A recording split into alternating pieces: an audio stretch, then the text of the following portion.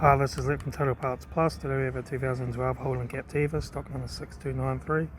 It's run from the 1st 2011 to the 6th 2018. It has a Z22 D1 2.2 litre turbo diesel engine backed by a 6-speed automatic transmission. This is a Z22 2.2 litre turbo diesel engine. Left front headlight needs polish. Left front guard no dents. Left front 19-inch factory alloy mega tyre. Front bonnet no dents.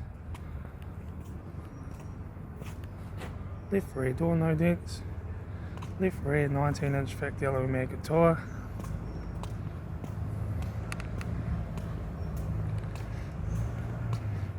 Right rear 19-inch factory alloy mega tyre. Right front door, right rear door 5 dents. Right front door no dents. Right front door mirror. Right front 19-inch factory alloy mega tyre. Right front door card.